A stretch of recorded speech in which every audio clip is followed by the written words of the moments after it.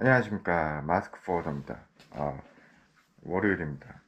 월요일이고, 지난번에 뭐 제가 국제결혼 어쩌고 올린 거 조회수가 엄청나더라고요. 그래서 보니까 이게 참 그 제목이나 이 뭐죠? 연관어 걸리게끔 국제결혼 그런 게 요즘 워낙 많다 보니까 그냥 포워딩이랑 관심 없는 분들이 가다가 클릭해가지고 그렇게 오른 것 같아요. 근데 뭐 트럼프도 그렇고 워낙 인기 있는 단어들이나 사람들이 많이 찾는 단어 올리니까 그런 것 같고요. 뭐 제발 1분이라도 보고 가신 분들이 많았으면 좋았을 텐데 뭐 그건 모르겠습니다. 제가 체크를 안 해가지고. 근데 조회수가 엄청나가지고 뭐 조회수가 엄청나는 게 저한테는 뭐 100회 넘는 게 엄청난 거니까 뭐 그렇고, 하여튼 뭐 이런 미친놈이 다 있어 그러면서 욕하고 하신 분도 있겠죠. 뭐 사람 생각이 다 다른 거니까 그건 그렇고, 그 뭐 댓글을 그래도 댓글을 잘 안 써주시는데 또 제가 아니라 그 보시는 분들이 워낙 이게 만드는 사람이 워낙 마스크 쓰고 무섭게 해서 그런지 모르겠는데 댓글이 거의 없는데 그래도 가끔 남겨주시는 분들이 있어요. 감사하게도. 그것도 일인데 저 같아도 귀찮아서 그냥 보고 아무것도 안 쓰거든요.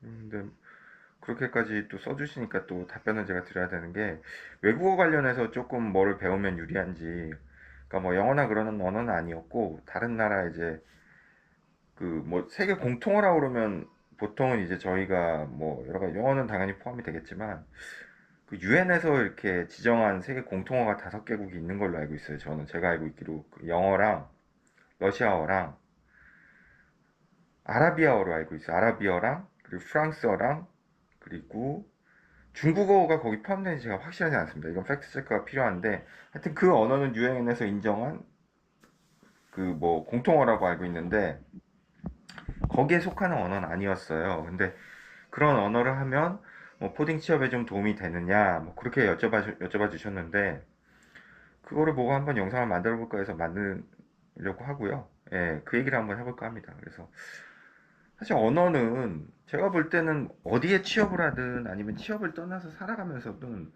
언어를 한 가지를 더 하고, 심지어는 이제 그 뭐냐, 청각장애인 분들 하시는 그 수어만 하는 것도 전 굉장히 좋은 재주라고 보거든요. 능력이고. 그러니까 언어나 수어나 뭐든 뭐를 더 할 수 있는 거면 나쁜 게 아닌 이상은 저는 무조건 다 좋다고 봐요. 좋다고 보는데, 결론부터 말씀드리면 제가 볼 때 포딩이랑 언어는 별 상관없는 것 같아요. 그러니까 물론 영어를 보통 포딩 할 때 이제 다 이메일이나 아니면 해외 파트너랑 얘기할 때 영어로 다 하거든요.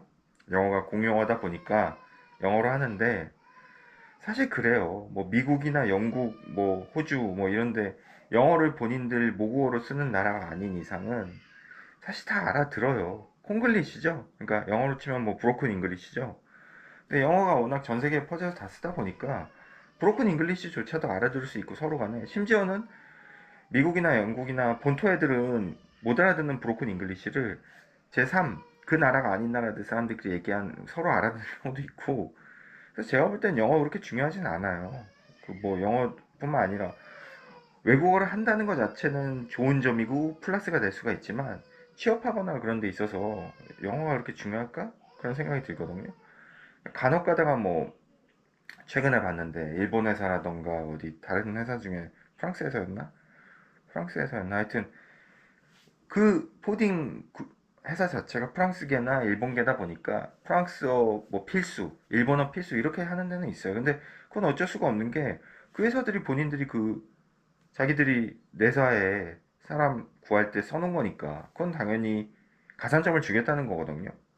그런 경우는 어쩔 수 없지만 영어를 더 잘한다? 못한다? 별로 상관없는 것 같아요.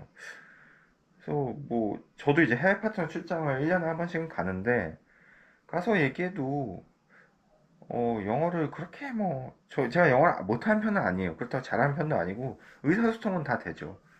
제 회사에 대해서, 제 일에 대해서 애들이랑 얘기할 수 있으면 되는 거고, 또 안 되면 손짓발짓해서 하면 되는 거고요. 뭐 그게 그렇게 중요하진 않습니다. 그래서 답변부터 말씀드리면 별로 중요하지 않다예요, 저는. 근데 이제 간혹가다 포딩 회사 중에 해외 파트너라든가 해외 이제 같은 에이전트 영업을 할 만한 사람을 뽑을 땐 영어를 중시할 때는 있어요. 그리고 사장님이나 경영진 특성상 영어 잘하는 애 무조건 뽑고 싶다. 그런 경우는 뭐 당연히 영어가 중시가 될 수 있겠죠. 그 회사 취업할 때는. 그런 경우도 있는데, 제가 볼 때 대부분은 어느 정도만 하면 되는 거고, 그 어느 정도라는 게 되게 애매한 기준인데, 사실 영어 못해도 이메일 쓰는데 문제 없잖아요. 그럼 상관없어요. 저도 업무 해봤지만 영어 못해도 돼요. 이메일만 쓸 줄 알면 되고, 뭐 이메일도 이렇게 거창하게 쓰는 메일이 아니잖아요. 저희 뭐 코딩 회사들이. 물론 뭐 상황이 복잡하거나 그런 걸 할 때는 써야 되겠지만, 그렇게 길게 쓰면 사실 별로 좋아하지도 않아요. 예, 저도 옛날에 멋모르고 업무 때 길게 쓴 적이 있는데 상대방이 다 읽지도 않습니다. 간혹가다 담당자 중에 이제 자세히 설명해 주길 원하고 그걸 좋아하는 회사들이 있어요. 그런 데는 길게 써주지만 그것도 처음에 이제 하다 보면은 감이 와요. 얘네들은 길게 쓰는 거 싫어한다. 다 읽지도 않는다. 그리고 얘네들은 조금 자세하게 길게 써주는 걸 좋아한다. 그럼 거기에 맞게 또 써주면 되고. 근데 결론은 업무 메일은 간단 명료한 게 제일 좋습니다. 예, 간단 명료한 게 제일 좋고, 그게 안 되거나 설명이 필요할 때 전화를 하면 되는데, 전화하거나 할 때도 뭐 영어를 잘 못하더라도 같은 회사에 영어를 좀 하시는 분이거나 아니면 매니저급이나 뭐야 그 과장님 높으신 분들이 전화해서 설명해도 되는 부분이라 그럴 정도면 뭔가 문제가 이레귤러가 생겼다는 거거든요. 그러니까 제가 결론부터 말씀드리면 별로 중요한 것 같지 않아요. 대신 정말 요 주제를 바탕으로 제가 좀 해드리고 싶은 얘기가 이제 한국 사회의 어떤 그런 고질적인 병폐인데 영어 컴플렉스 같아요. 제가 볼 때는. 그러니까 뭐냐면은 우리는 자꾸 본질을 놓치는 것 같아요. 그러니까 뭐냐면 얼마 전에도 뭐 제가 사교육 얘기도 쓸데없이 했지만 잔소리처럼 했지만 사교육이나 그런 거에 엄청난 돈이 투자가 되거든요. 근데 결론부터 말씀드리면 이것도 그렇지만 사교육이 없어질 수는 없어요. 제가 볼 때 더 늘면 늘었지. 근데 그거는 국가적인 어떤 그 통계에 의해 나온 거고 그 개인적으로도 보면은 너무 많은 돈을 그 쏟아붓는 거죠. 그러니까 노력과 시간을. 마찬가지로 영어도 그래요. 영어라는 건 결국 영어에 사교육을 쏟아붓는 이유는 좋은 대학을 가기 위해서 그런고 좋은 대학을 가기 위한 거는 좋은 데 취업해서 잘 먹고 잘 살려고 그러는 거잖아요. 근데 그러기 위해서 영어를 잘해야 되는 이유가 결국은 영어라는 게 좋은 대학을 가기 위한 어떤 평가 수단의 시험을 위한 시험이 되는 거죠. 그러니까 영어 자체를 잘하려고 하는 것보다 시험을 위한 시험이 되다 보기 때문에 거기에 많은 돈이랑 시간을 투자하는 거 그런 건데 그러다 보니까 저는 이제 유럽에서도 근무를 해봤지만 뭐 독일, 오스트리아, 뭐 헝가리 이런 데서 근무를 해봤지만 그쪽에서 코딩 일하는 애들은 그냥 피지컬하게 부딪히면서 그냥 쓰는 구어로 영어를 많이 배워요. 그러니까 뭐냐 하면은 우리는 예를 들어서 물론 뭐 자기가 영어라는 게 제가 하고 싶은 말이 뭐냐 하면은 각자 자기 상황이나 능력이나 처한 위치에 맞게끔 영어를 할 줄 알면 되는데 우리는 너무 많은 거를 다 배우려고 하는 거죠. 그러다 보면 시간이랑 노력이 소모도 되고 돈도 많이 소모가 되는 거죠. 예를 들어서 뭐 일예로 실제 제가 알았는데 그 오스트리아 있을 때 이제 지게차 일하는 애가 있었어요. 지게차 일하는 애라고 해서 좀 미안하지만 저보다 나이가 어리니까 그렇게 얘기하겠습니다. 지게차 일하는 친구가 있었는데 그 친구는 그냥 거기에 이제 오스트리아 비엔나 공항에 여러 회사들이 있으니까 저처럼 외국 사람도 있으니까 영어를 해요. 근데 되게 단순한 영어만 하는 거죠. 뭐 안녕, 뭐 일, 우리 짐 빼줘, 짐 언제 빼줘, 짐 언제 나가, 뭐 이 정도만 영어를 하면 되는 거죠. 발음 필요 없어요. 그냥 알아들을 수 있을 정도만 하면 돼요. 그 친구는 거기에 맞는 그 대화만 할 줄 알면 돼요. 짐 빼고 짐 나가고 들어오고 그런 것만. 단순한 영어만 할 줄 알면 돼요. 물론 잘하면 좋죠. 근데 그거 그거는 이제 잘했을 때 얘기고 그냥 기본적인 것만 하면 된다는 거죠. 그 자기 상황이나 수준에 맞게. 근데 예를 들어 뭐 변호사예요. 변호사인데 외국 손님도 만나야 되고 법률 용어도 막 영어로 해야 돼. 그럼 그거에 맞는 영어가 있을 거 아니에요. 아무래도 수준이 높겠죠. 단어가 어렵다 보니까. 그럼 그 변호사는 그 정도 말을 해야 돼요. 그러면 예를 들어서 뭐 남대문 시장에서 떡볶이를 파는 아주머니가 계셔. 사장님이. 그럼 남대문 시장에 이제 외국인들이 많이 오잖아요. 그럼 떡볶이에 대해서 얘기도 하고 떡볶이를 팔 수 있는 만큼 물론 뭐 항상 넘치면 나쁜 건 아니에요. 더 잘하면. 근데 그거는 이제 일반적인 경우가 아니고 그분은 그 장사하는 수준에 맞게만 영어를 할 줄 알면 되는 거죠. 근데 우리는 너무 많은 영어를 어렸을 때부터 배우는 게 아닌가. 거기에 엄청난 시간과 돈과 노력이 투자가 되는 거죠. 저는 그게 좀 문제 아닌 문제라고 봐요. 예. 그게 좀 문제 아닌 문제라고 보고 그렇기 때문에 코딩 회사에서도 마찬가지로 원하는 영어 수준이 있어요. 뭐 제가 볼 땐 그렇게 높지 않아요. 그렇게 높지 않고 막말로 영어 좀 못해도 돼요.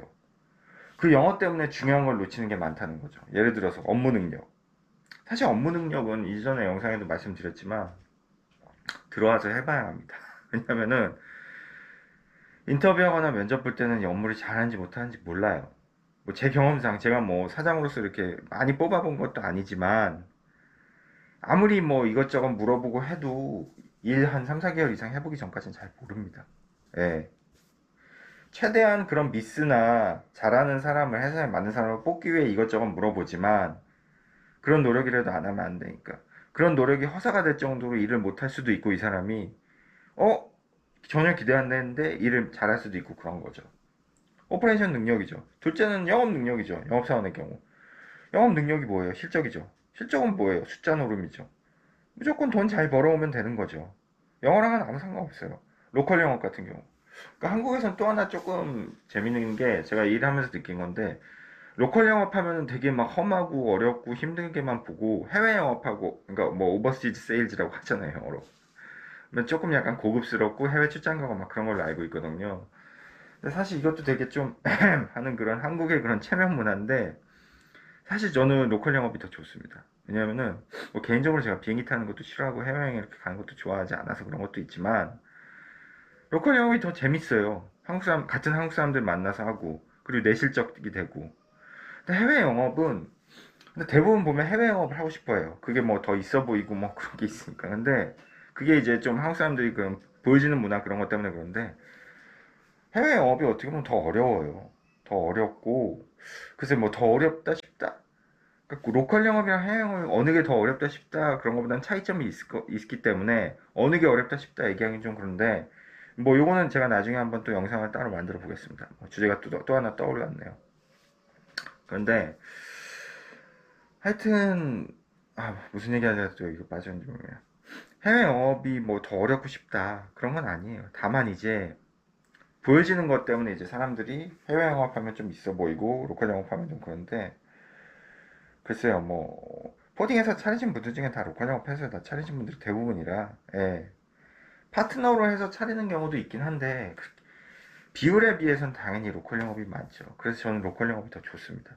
그러니까 로컬 영업이 중심이 되고 해외 영업이 이제 서포트가 돼서 하는 게 낫지 해외 영업이 이렇게 중심에 돼서 하기는 쉽지 않은 것 같아요. 물론 그거 중심으로 해서 하시는 분들도 있으신데 로컬 영업에 비해서는 많지가 않다는 거죠. 노미권이죠. 예, 그런 거고 그래서 뭐 오늘은 외국어 관련해서 이렇게 얘기를 해봤는데 사실 외국어라는 게 저는 좀 그래요.